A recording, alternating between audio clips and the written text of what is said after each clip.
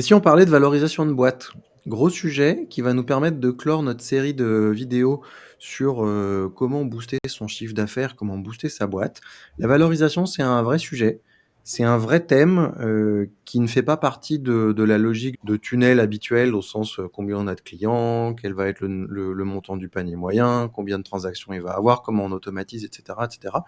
C'est la valorisation, c'est un sujet qui arrive en fin de course et qui va toucher à la manière dont finalement on va pouvoir organiser sa société, son entreprise, sa boîte, comment on va la structurer pour qu'elle prenne de la valeur en tant qu'actif. Gros sujet et on va en parler avec Philippe Bonnet. Bonjour Philippe. Bonjour Antoine. Et Philippe Bonnet qui, comme d'habitude, est cofondateur d'Impactified et valorisateur d'entreprise. 3 sujets pour valoriser sa boîte finalement dans cette logique. Un, il faut comprendre qu'on n'est pas juste là à être entrepreneur, à essayer de faire des ventes. On est entrepreneur si on a un business qui gagne de l'argent sans nous. Deux, il y a une logique de valorisation qui passe par le fait de comprendre comment on multiplie la valeur de la boîte. On va y revenir. Et puis trois, comment on structure tout ça. On commence tout de suite.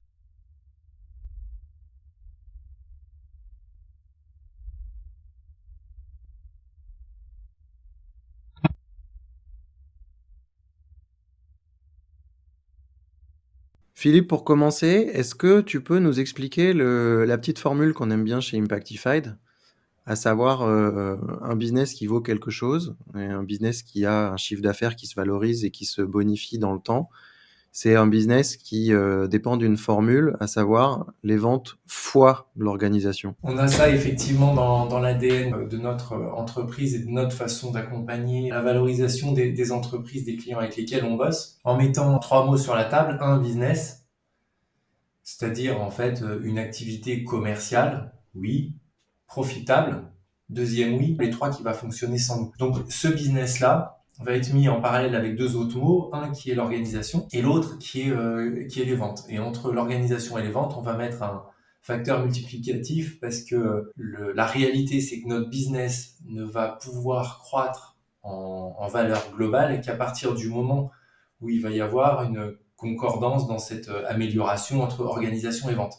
Dit autrement, si on n'a pas de vente ou si on n'a pas d'organisation, on va se retrouver avec un zéro. On a beau avoir de l'autre côté soit une organisation de feu mais pas de vente, le business il est à zéro. Soit beaucoup de ventes et pas d'organisation, ça fait un peu de chiffre d'affaires, ou même beaucoup de chiffre d'affaires, mais le business lui vaut zéro toujours. Ça veut dire qu'on peut pas le revendre à quelqu'un finalement. On peut avoir un business qui fait du cash, mais s'il est attaché à ma personne, demain personne ne me le rachètera. C'est pas un actif. Exactement. Si l'un des deux est égal à zéro, l'ensemble est égal à zéro. L'enjeu est donc de réfléchir à l'un et à l'autre en parallèle pour continuer à croître de manière constante. Donc la formule, c'est le business est un actif qui est revendable, qui vaut quelque chose qui est valorisable, dès lors qu'on a une organisation qui multiplie l'impact des ventes. C'est brillant, j'aurais pas fait mieux. Bref, point numéro un. Si je suis un entrepreneur qui fait du business mais que mon entreprise ne travaille pas sans moi, c'est pas valorisable. Quasiment pas. Je suis un entrepreneur, j'ai un actif dès lors que mon business peut travailler sans moi. Ça nous pousse en fait à faire une distinction qui est un peu provocatrice. On est désolé, mais on n'est pas désolé. Un freelance n'est pas un entrepreneur. Un freelance n'est pas un entrepreneur, même s'il a 10 personnes autour pour développer son business. C'est quelqu'un qui est solopreneur, qui va faire du chiffre d'affaires, mais on peut pas considérer que ça soit un entrepreneur. La grande limite à pouvoir l'imaginer, c'est qu'il y ait des automatisations par les systèmes qu'il va utiliser et que à la fin, il puisse imaginer revendre son carnet de clients. Mais la réalité, c'est que c'est très difficilement revendable juste sur du carnet client parce que une fois qu'on a récupéré les clients, qu'est-ce qu'on en fait, puisqu'en fait tout le savoir est dans l'individu qui opère. Moi, j'aime bien le test du bus. Si tu rencontres un bus, ton business, il est mort. Au-delà de la blague, la réalité, c'est que c'est un peu ça quand même. Une entreprise dans laquelle il va y avoir une structure d'organisation et de décision qui fait que l'entreprise peut continuer à tourner, fait que l'entrepreneur a le luxe de pouvoir rencontrer un bus d'un peu trop près, l'entreprise continuera toujours. Alors que c'est vrai que le freelance rencontre un bus d'un peu trop près, son rôle consistant à coordonner des indépendants. Lui n'étant plus là, les indépendants n'ont plus de coordination, il ne se passe plus rien. Le test du bus, il est assez dramatiquement efficace. Il y a un choix de l'individu qui opère son activité économique. Certains vont vouloir être tout seuls et ne dépendre de personne, ne pas avoir de salariés, rester à une taille small is beautiful. Et on a vu, toi et moi, des gens qui avaient 3 millions de chiffres, 9 millions de chiffres en étant seuls avec une demi-douzaine de gens à l'extérieur. Et on sait que ce business n'est pas vendable. Si on fait suffisamment de cash sur le côté, certains vont être très contents, ils vont faire du patrimoine et voilà. Si d'autres, par ailleurs, qui ont 6, 20, 50 ou 90 salariés, raisonnent de la même façon, là, il faut reprendre le point au départ, à savoir que une fois qu'on a sorti l'entrepreneur, le business doit tenir debout. Si le business ne dépend que de l'entrepreneur, ça veut dire qu'il n'y a pas de business et donc il n'y a pas de valeur résiduelle. Donc on reprend sur la formule, comment est-ce qu'on fait pour avoir une organisation qui tienne la route d'un côté et avoir un système de vente qui soit performant de l'autre côté. C'est la combinaison de l'ensemble qui va créer ce que vaut le business et qui est une alternative au fait, dans l'autre cas, d'être tout seul et de faire du cash tout seul et de s'en mettre le plus possible dans les poches le plus vite possible et pour faire autre chose après. Il y a un vrai élément de mindset en fait là-dedans. Parce que finalement, on parle de valoriser sa boîte, mais pour pouvoir valoriser sa boîte, ça veut dire qu'il y a un premier élément qui est qu'il faut conscientiser le fait qu'on a une boîte à valoriser. Si on veut vendre sa société à quelqu'un, il faut avoir conscientisé le fait que la personne qui va l'acheter aura besoin d'avoir une entreprise qui tourne sans nous. Si on veut pouvoir faire une exit à un moment, ça peut être le fait de monter une entreprise en se disant on va créer une entreprise qui vaut quelque chose pour pouvoir la revendre dans 5 ans. Mais les investisseurs ne mettront de l'argent dans l'entreprise que s'ils ont compris qu'on avait cette logique de valorisation dès le début. Ou en tous les cas, dès le moment où il a été décidé que ça devait être vendu et pas que ça soit achetable de l'autre côté. Ça nous amène à notre deuxième point de réflexion, qui est l'importance d'augmenter le facteur multiplicateur de l'EBITDA. Alors tout ça, c'est du vocabulaire assez barbare. Désolé pour ça. Est-ce qu'on peut le simplifier ? En gros, il y a 3 étages à la rémunération de l'entrepreneur. Il y a son salaire, c'est ce qu'il facture chaque mois et bon an mal an selon la structure juridique dans laquelle il est. Il y a le dividende qui va être le résultat positif de l'activité de l'année. Certains considèrent que c'est un bonus, mais en fait, fondamentalement, c'est parce que l'ensemble de l'organisation du business a fonctionné de manière positive qu'il y a un dividende, donc c'est une logique qui est totalement différente. Et il va y avoir un 3e étage, c'est le moment où on va vendre son business. La vente du business, elle, va dépendre de plusieurs facteurs et on va avoir grosso modo 8 à 10 techniques différentes pour pouvoir déterminer la valeur de l'entreprise. La plus courante, c'est de considérer que c'est l'excédent brut d'exploitation ou l'EBITDA, donc ce qu'on va gagner avant les intérêts, les taxes, la dépréciation et les amortissements. Et c'est cet EBITDA qui va permettre, avec un facteur multiplicatif, de déterminer la valeur de son business. Donc l'EBITDA, c'est le résultat sur lequel on va se caler et on va lui mettre un facteur à x3, x5, x7 dans les sociétés les plus ambitieuses ou les plus recherchées, les plus attractives pour les investisseurs. On va être à x10, x11 quand il va y avoir des tailles critiques qui vont permettre d'avoir des vraies entreprises de taille moyenne, voilà, jusqu'à x30, x40 pour certaines entreprises qui sont à très fort potentiel, qu'on ait parlé à un moment de crypto, qu'on parle aujourd'hui d'intelligence artificielle ou autre. C'est là où on arrive à ces typologies de valorisation. Quand on reste dans l'entreprise, on va dire classique de monsieur tout le monde, que ce soit des restaurants, que ce soit des agences immobilières, que ce soit des magasins, des artisans, etc. On va tourner avec des EBITDA qui vont être multipliés grosso modo entre 3 et 7, 8. Pour référence, je crois qu'en 2023, le taux moyen était à 5,7. Avec certaines entreprises qui étaient particulièrement valorisées, notamment au niveau de la formation. Excuse-moi, je t'interromps, mais on a fait des vidéos aussi sur le sujet de vendre sa boîte. et acheter sa boîte et quels sont les risques et les opportunités. Et notamment, ces sujets de facteurs multiplicateurs de l'EBITDA sont des sujets qui sont traités dans ces vidéos. Donc, si le sujet vous intéresse, vous savez quoi faire. Ça nous amène à notre troisième petit point de la vidéo. Il n'y a pas juste le sujet d'avoir un business qui travaille pour nous et qui génère un dividende. Il n'y a pas juste le sujet du facteur multiplicateur. Il y a aussi le sujet de dire comment est-ce qu'on crée de la valeur finalement dans cette entreprise et comment on la structure, comment on l'organise pour avoir un actif. Il faut comprendre que la formule actif dont tu parles, elle va s'appuyer sur est-ce que j'ai quelque chose qui va être désirable par quelqu'un qui voudrait m'acheter. Alors ça peut être des patents, ça peut être des copyrights, ça peut être un savoir-faire particulier sur une technologie, ça peut être du matériel spécifique, une approche alternative, un business model qui soit unique dans l'environnement dans lequel on se déplace, etc. Alors, paradoxalement, le fait qu'on puisse mentionner l'ensemble de ces facteurs comme étant quelque chose qui va créer de l'asset pour l'entreprise, en fait, ça va la plupart du temps se retrouver dans le facteur multiplicateur. C'est-à-dire que c'est parce que on aura un business model qui sera particulièrement unique que le facteur multiplicateur qui normalement sur ce type d'industrie et cette taille d'entreprise devrait être à 4 ou 4,5, en fait, il va être payable 5,5 ou 6 parce qu'il va devenir très désirable pour des gens qui veulent rentrer sur ce marché ou ce pays ou avec ces techniques-là. Et donc là, il y a une réflexion en amont à avoir avec l'entrepreneur sur qu'est-ce qu'on va avoir intérêt à développer qui va permettre, dans une logique où on veut vendre notre boîte, de la désirabilité vis-à-vis des interlocuteurs avec lesquels on va pouvoir avoir à discuter. Il y a une logique qui est intéressante dans tout ça, c'est qu'on parle de levier. Je reviens sur le sujet premier de cette série de vidéos, c'est comment on valorise son chiffre d'affaires et comment on valorise son entreprise en valorisant son chiffre d'affaires.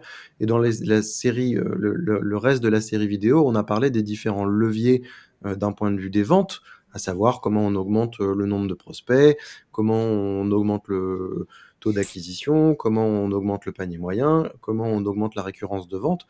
Et tous ces sujets-là viennent s'additionner les uns et les autres. Mais finalement, effectivement, quand on les reprend les uns avec les autres ou indépendamment, on arrive à valoriser l'entreprise. Par exemple, le sujet de la récurrence des ventes valorise l'entreprise. Mais carrément. C'est vrai que à deux entreprises identiques, entre pas de récurrence ou de la récurrence, la réalité c'est qu'il y a soit un acheteur, soit pas d'acheteur même. Si je prends un exemple, par exemple, d'une entreprise qui fait de l'infogérance, qui a 130 ou 140 clients, si elle n'a pas de contrat, elle n'existe pas. Même si ces entreprises sont clientes de l'infogérant dont on parle depuis 20 ou 30 ans. Si elle vend du matériel de manière one-shot, la valorisation de ce chiffre d'affaires est nulle par rapport à celui qui va pouvoir l'acquérir. Donc, in fine, il va y avoir un peu de désirabilité, de se dire que oui, on peut faire, etc. Mais la réalité, c'est qu'au moment où il va falloir faire le chèque en disant OK, merci, au revoir, on est d'accord, voilà le chèque, la négociation aura été extrêmement brutale et la réalité du montant sur le chèque, dès lors que l'entrepreneur ou le fonds qui veut investir est un peu pro, va être très décalé par rapport à ce qui aurait pu être fait en comparaison avec quelqu'un qui aurait structuré un contrat et qui aurait décidé d'avoir des clients récurrents de manière formelle, avec un cadre juridique, avec des réévaluations de montants de manière périodique de ce contrat, avec des possibilités de faire des upsells, etc. dessus. Et là, encore une fois, tu as raison, c'est-à-dire que c'est pas le chiffre d'affaires dont on a parlé précédemment, ni même le résultat dont on a parlé également, mais là, c'est vraiment le facteur multiplicatif. Si on considère que dans le secteur d'activité, le facteur multiplicatif moyen est à 4 et qu'on a un point discriminant dans la façon dont on a structuré son business qui permet de monter à 6, ça veut simplement dire que son entreprise, elle vaut 50% plus cher à résultat strictement équivalent, sans rien faire, plus 50%. Et donc en fait, de conscientiser ce plus 50%, et c'est un truc qui est colossal, c'est là où en fait l'élément entre vendre son entreprise ici maintenant ou la retravailler sur 1 an, 2 ans, en fait on arrive à faire 200-300% de changement. Ça nous amène à boucler la boucle finalement. On va se répéter, mais un business qui est valorisé, ça dépend d'une équation qui est simple, c'est l'organisation non pas plus les ventes, mais fois les ventes. On peut avoir les ventes qui montent, si on n'a pas une organisation derrière, on n'aura que des ventes, ça vaudra pas grand-chose. On peut avoir une organisation, si on n'a pas les ventes, on pourra être très bien organisé, ça vaudra pas grand-chose. Par contre, si on a une organisation qui facilite des ventes et une structuration qui se fait en parallèle de un peu plus d'organisation, un peu plus de ventes, un peu plus d'organisation, un peu plus de ventes, on a une valorisation qui se crée et ça permet de passer à vraiment l'étape d'après. Absolument. Le test. Les gens qui nous écoutent maintenant et qui se disent c'est bien joli tout ça, mais comment je commence?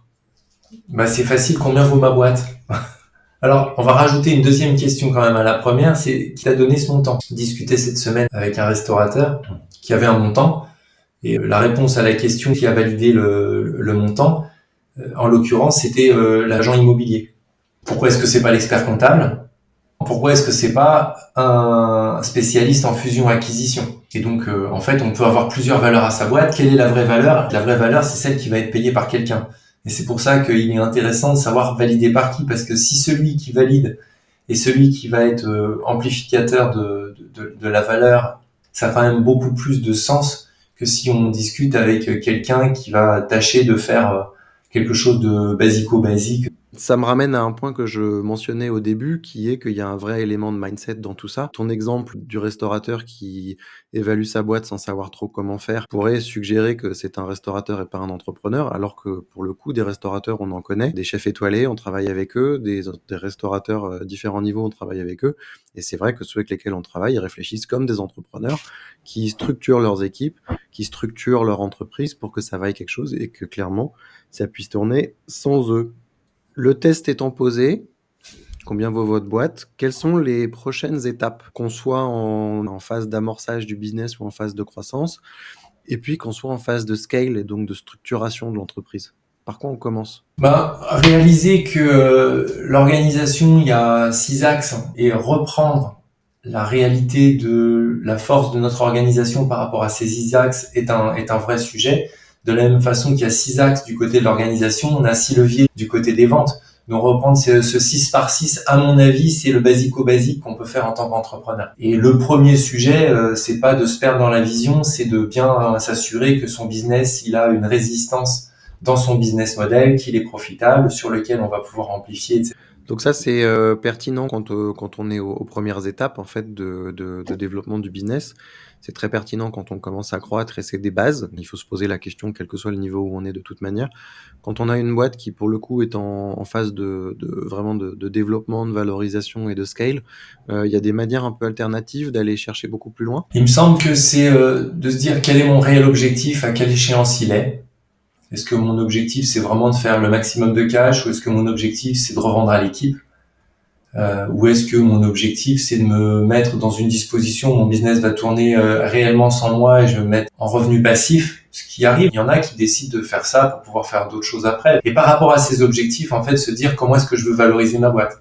Dans le cas où je veux vendre à mon équipe, c'est comment est-ce que je vais m'assurer qu'ils sont sur une période de 5 à 10 ans suivant dans un business model où ils vont pouvoir reprendre la totalité du sujet et pouvoir payer le rachat de l'entreprise sur les profits. Si je veux vendre au taquet avec le maximum, c'est ce que je dois développer encore en interne, en externe. Est-ce que j'ai besoin d'avoir développé des process ou déposer des marques pour pouvoir rajouter en fait à ce facteur multiplicatif d'une façon ou d'une autre en fait. Sur la partie organisation, c'est toujours les mêmes 6 axes et sur la partie vente, c'est toujours les 6 mêmes leviers d'optimisation des ventes.